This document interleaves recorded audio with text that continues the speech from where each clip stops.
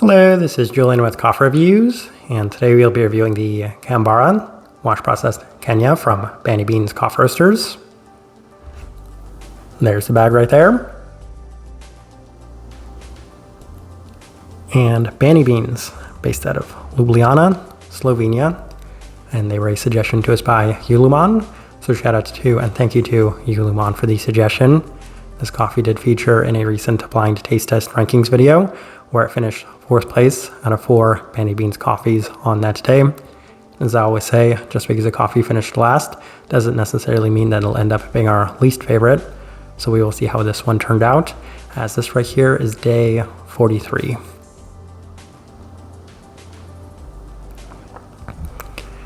And recipe we went with for this coffee was pushing it ever so slightly at a 16:1 water to coffee ratio, brewed at 99 degrees Celsius, about 210 degrees Fahrenheit, and I had an ever so slight preference towards the V60, which indicates a more medium fine grind roast profile for this coffee. While doing some background research about this coffee roaster, I found that the owner is a big fan of Kawa and Doc's coffees. And interestingly enough, I would say that this coffee is very much in line with some of those, as I've had some really light coffees from both those coffee roasters, as well as some slightly more developed ones, where this one right here, also interesting that they note that a lot of their coffees are on the more slightly omni roast profile sort of side. Even then, they're still very light coffees. So I think the best way to describe this one is still on the lighter side of things by most standards and metrics. With all of that out of the way, let's go ahead and start discussing this coffee. Day 20, first impression, and that was our blind taste test rankings day. And I found that the cup offered plenty of the vintage Kenyan characteristics with a lot of the classic Kenyan bright components to it, right at the forefront in a tart manner, while finishing with a well-defined citric attribute, and then a bit of savoriness as the cup cools, very much in line with what you would expect from a lighter profiled Kenyan coffee, so not too much to add to that. We move on to day 23 as we opted for the Chemex, and interestingly enough, the cup was a little bit better as it had surprisingly high definition to the listed honey attributes of the cup. It's not overly Kenyan-like on this day, as it does offer a bit of brightness and some slight savoriness, but for the most part it was skewing a little bit more in that ever so slight honeyed direction. Day 26 through the April brewer, and the cup continues along the same lines of the previous days, as this felt like a more toned down version of a Kenyan coffee. But the trade-off was worth it, as it was void of a lot of these savory components, with the only identifiable Kenyan characteristic being due to its noticeable and distinct brightness. Not quite as sweet as the previous brew methods, but it was coming out pretty clean for a Kenyan coffee, so some positives to take away from this day. We continue on to day 28 as we opted for the V60 with some higher temperatures and a more fine grind, and it was about the same. Biggest takeaway I had was that it had higher than average Kenyan sweetness when compared alongside a lot of other Kenyan coffees, but it was focusing and epitomizing a lot of those tart berry attributes on this day. There is a lingering slight bitterness from the listed honey once again, so it's been a nice day. I'm starting to see a theme and trend with this one, but it's something that would be a little bit more present on the future days, as on day 31. We opted for the Chemex with the same adjustments, and this was actually the best it had been up to this point, as it offered a nice level of sweetness with a complementary citric and berry attribute once again. There's still a fair bit of the slightly bitter lingering honey to the cup, so that's been another interesting part that I've taken away from this coffee. We continue on to day 33 back through the V60 with the previous adjustments, and there's been little change, as the cup has been pretty consistent even across these brew methods as these adjustments as well, as it offers plenty of the bright tart berry attributes yet again on the forefront, with it also offering a fair bit of that slightly bitter honey in the finish, that being actually the second most pronounced characteristic to this coffee. It feels like a slightly cleaner and sweeter version with the Chemex, though I actually went back to the Chemex on day 36 and I was having some consistency issues with this cup, as it didn't necessarily offer that same level of sweetness, and I said to myself I had a slight preference towards the previous V60 day, and so at that moment I decided that that was my preferred brew method. As the brightness was yet again at the forefront, bitter honey continues to remain quite pronounced in the finish. A lot of these characteristics are pretty repetitive, as this coffee did seem to kind of stick with a lot of the attributes we'd experienced right at the start. Day 39, final try through the Chemex, and this actually felt the most tame it had been, and that really sold me on the V60 being my preferred method, as that day 33 mark was probably my favorite version of this coffee. Feels like the best way to describe it is with a classic Kenyan profile that offers a distinct honeyed florality as a key component throughout.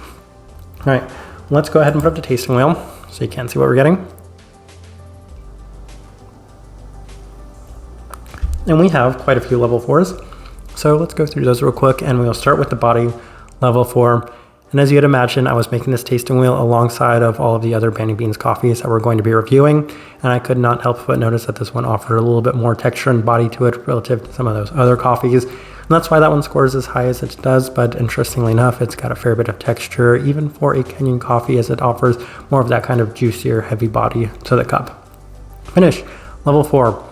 As I was saying, when it comes to wash processed Kenyan coffees, we'll always be surprised if it doesn't, at minimum, reach that level 4 mark. It's got that lingering, bright tart berry. In addition to that, that's very strong, we'll say, honeyed bitterness to the cup.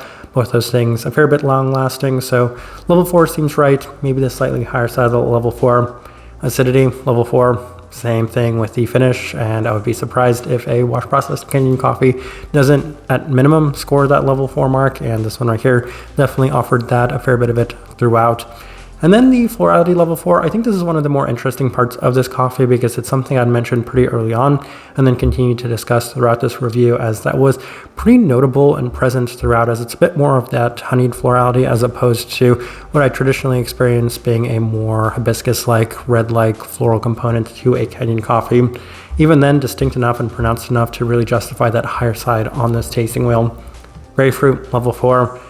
It also would be a little surprising if we didn't have a Kenyan coffee that scored that high for most Kenyan coffees. So fair bit of those tart berries throughout. I'm not entirely sure, I can't remember, it's been a bit, what the notes that they had listed on this one were, but I assume it's something along the lines of currants, cranberries, because those things were definitely the most, if not the second most pronounced characteristic throughout. Then we have quite a few level 3s. We'll start with the cleanliness level 3, and I was waffling back and forth on that as well as the sweetness, and I think given that the savoriness, which we'll discuss in a bit, did score that level 3 mark, it was really hard for me to push it up that level 4 mark. I would prefer the savoriness to be a little bit more toned down in the coffee, and less of those infamous tea tomato-like characteristics to it. So level 3, just because of that key attribute. Rest of the cup, pretty well defined, if anything. That's why I really struggled with the placement of that on this tasting wheel. Sweetness, level 3. I did mention at one point that the sweetness was slightly above average for a Kenyan coffee, but towards the end, given that I was struggling with it ever so slightly, I said that the majority of this coffee I've had has been a little bit more in line with that level 3 mark. I honestly think that there was a bit more of a priority towards the brightness than there was for the sweetness, so that works for me. Level 3, the spice, and I could see a fair bit of some spiced characteristics in this one throughout. Don't necessarily have anything too definitive or distinct defined in this one, but level 3 did seem like a good fit for it at that time. Citrus fruit, level 3, and even though there was a fair bit of citrus right from the start, I would say that it was definitely a bit more subtle relative to the other really dominant characteristics, that of course being that tart berry attribute as well as that honeyed florality. So for me, level 3 seems like a good place to put that. And then the final thing worth discussing is the savoriness at a level 3. As I did mention that there were certain days I was able to get that toned down to a very minimal level. But from that first impression I'd had of this coffee, I said there's a fair bit of savoriness present within this finish, especially once it does cool down. So I think that played a significant role in this coffee, at least in terms of the cleanliness as well as where that savoriness scored. So as I'm looking at this tasting wheel, I do think it's a pretty good representation of what I was getting from this coffee. Alright, so my overall thoughts and impressions of this coffee. Typically when it comes to pretty much any coffee, I do want to get to that level 4 mark to begin with when it comes to sweetness. And this one right here, while it did have a fair bit of sweetness, I would say that it wasn't anything too strong or pronounced relative to some other Kenyans I'd had last year that I enjoyed perhaps a little bit more than this one. I would have to say this one probably still ended up being my least favorite of those 4 coffees, though it did improve incrementally throughout.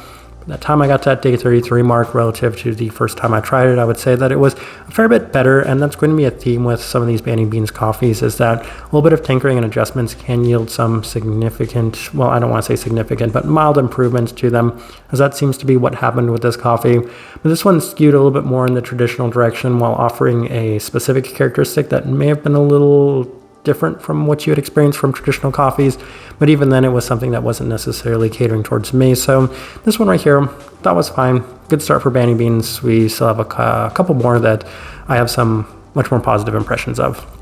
The type of person I would suggest this coffee to, I would say anybody that does prefer their lighter profile traditional Kenyans, that's the first place I want to start with this one, as it offers those classic characteristics, the brightness, the berries, as well as the savoriness, and couple that with that honeyed attribute to it, because that in itself was a little bit more unique than I typically experience from a lot of these Kenyan coffees, so it offered it just a little bit more depth than I can experience from some very straightforward Kenyan coffees, as it offered that, but also gave it something else to give it a couple of different directions when it comes to this one. And kind of thinking on it, I think that's the best way I can leave this review. If you by chance had an opportunity to try this coffee, I'd love to know your thoughts and impressions of it as well. If you're enjoying the content, give this video a like, subscribe if not already subscribed. This right here has been a review of the Kamvara wash processed Kenya from Banibeans Coffee Roasters. Thank you for watching.